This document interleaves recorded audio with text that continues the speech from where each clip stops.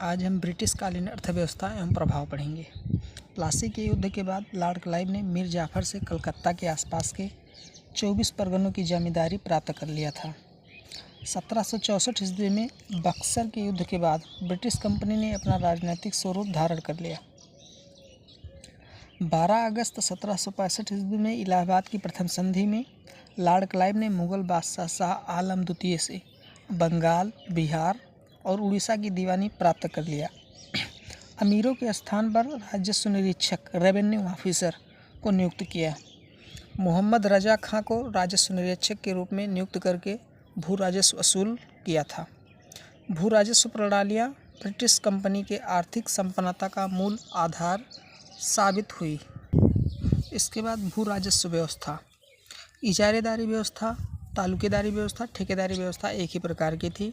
दूसरा है इस्तमरारी व्यवस्था या अस्थाई बंदोबस्त व्यवस्था। तीसरा है रैयतवाड़ी व्यवस्था। चौथा है महालवाड़ी व्यवस्था। इसी चारों व्यवस्था के अंतर्गत अंग्रेजों ने भू राजस्व व्यवस्था को अपनाया था। इसमें सबसे पहले हम समझेंगे इजारेदारी व्यवस्था। इजारेदारी व्यवस्था में भू राजस्व व्यवस्था को तालुकेदारी, नीलामी या ठेकेदारी प्रथा के नाम से भी जाना जाता है। गवर्नर जनरल वारेन हेस्टिंग ने 1772 ईस्वी में बंगाल में द्वैध शासन व्यवस्था का अंत करके पंचवर्षीय इजारेदारी व्यवस्था का आरंभ किया। इस प्रथा के अंतर्गत सबसे ऊंची बोली लगाने वाले को भू राजस्व वसूल करने का अधिकार दे दिया जाता था। 1777 ईस्वी में वारेन हेस्टिंग ने इजारेदारी व्यवस्था को 1 वर्षीय कर दिया। फिर भी किसानों मजदूरों का शोषण होने लगा, इसलिए 1784 ईस्वी के पिट्स इंडिया एक्ट में प्रावधान आया कि इजारेदारी व्यवस्था में सुधार करने की आवश्यकता है। इसके बाद दूसरा व्यवस्था है इस्तमरारी अस्थाई बंदोबस्त व्यवस्था। गवर्नर जनरल लॉर्ड कॉर्नवालिस ने भारत की भू राजस्व व्यवस्था पर विचार करने के लिए राजस्व बोर्ड का गठन किया। बोर्ड के सदस्य सर जॉन शोर और चार्ल्स जेम्स ग्रांट की किसी खास निष्कर्ष पर नहीं पहुंचे। लंबे सोच विचार के बाद लॉर्ड कॉर्नवालिस ने भूमि बंदोबस्त में जमींदारों को लगान वसूल करने का अधिकार प्रदान किया। 1790 ईस्वी में बंगाल वार्षिक लगान की जगह 10 वर्षीय लगान व्यवस्था को लागू करने का विचार किया गया। 22 मार्च 1793 ईस्वी में को अस्थाई बंदोबस्त व्यवस्था को लागू किया गया। सर जॉन शोर के सुझाव पर अपनी सीमाओं के बदले जमींदार 11% लगान का हिस्सा अपने पास रख लेंगे और 89% का हिस्सा राजकोष में जमा करेंगे। अस्थाई बंदोबस्त को जागीरदारी व्यवस्था, मालगुजारी व्यवस्था, बीसवेदारी व्यवस्था, सूर्यास्त कानून भी कहा जाता है। इस्तमरारी व्यवस्था बंगाल, बिहार, उड़ीसा, गाजीपुर, बनारस एवं उत्तरी कर्नाटक क्षेत्रों में लागू की गई। इस्तमरारी व्यवस्था ब्रिटिश भूभाग के 19% भूभागों पर लागू की गई थी। अगर जमींदार लगान वसूल करके कंपनी को देते रहेंगे तो उन्हें हटाया नहीं जाएगा। अगर लगान वसूल करके ज़मीन कंपनी को प्रदान नहीं करेंगे तो उन्हें हटाया भी जा सकता है। सर जॉन शोर ने अस्थाई बंदोबस्त व्यवस्था का विरोध किया था। अगर लगान एक निश्चित दिन सूर्यास्त तक जमा नहीं हुआ तो जमींदार की नीलामी की जा सकती थी। इसे सूर्यास्त कानून भी कहा जाता था। रैयतवाड़ी व्यवस्था को हम इस प्रकार समझेंगे। रैयतवाड़ी बंदोबस्त व्यवस्था के जन्मदाता कर्नल रीड हैं। उन्होंने सर्वप्रथम 1792 ईस्वी में तमिलनाडु राज्य के 12 माइल जिला में रैयतवाड़ी बंदोबस्त व्यवस्था को प्रारंभ किया। इस व्यवस्था के अंतर्गत जमीन धारक को भूस्वामी मानकर उसके साथ लगान की शर्तें तय की जाने लगीं। लगान की शर्तें अस्थायी एवं परिवर्तनशील थी।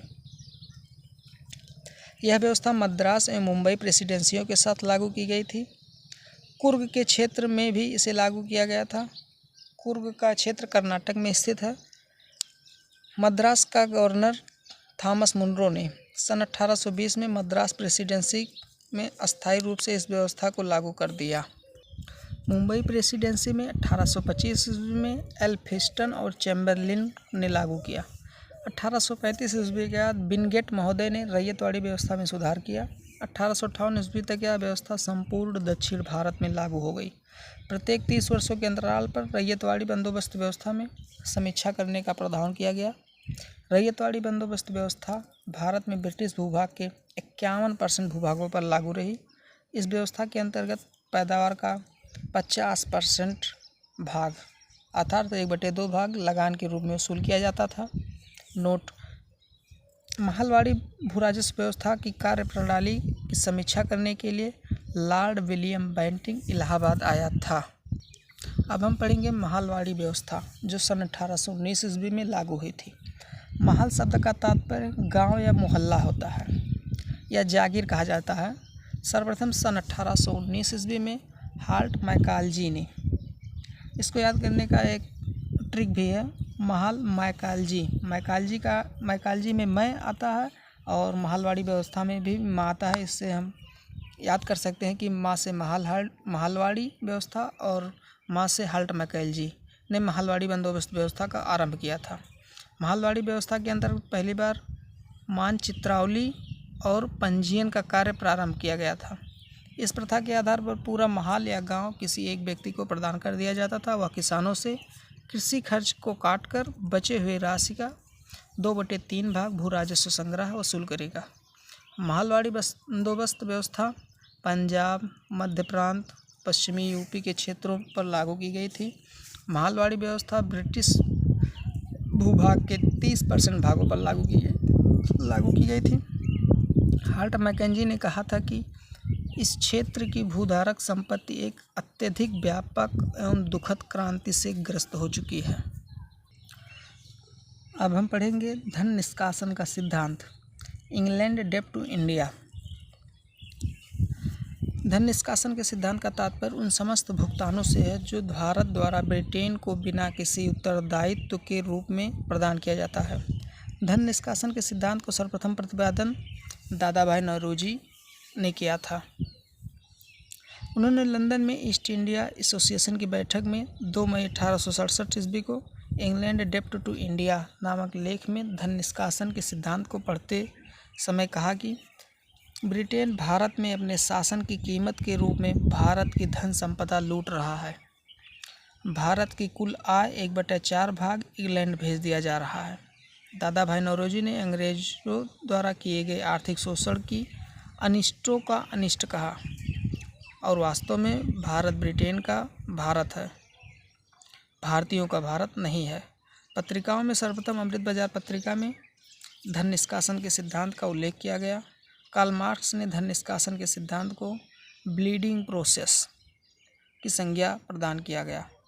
ब्लीडिंग प्रोसेस का मतलब होता है जैसे हाथ से कट जाने पर खून बहता रहता है, उसी प्रकार अंग्रेज़ों का भारत में आने से भारत की धन संपत्ति का लगातार हानि होता रहा। इसी को ब्लीडिंग प्रोसेस की संज्ञा प्रदान किया है। साहित्यकार भारतेंदु हरिश्चंद्र ने भी धन निष्कासन के सिद्धांत का उल्लेख किया है।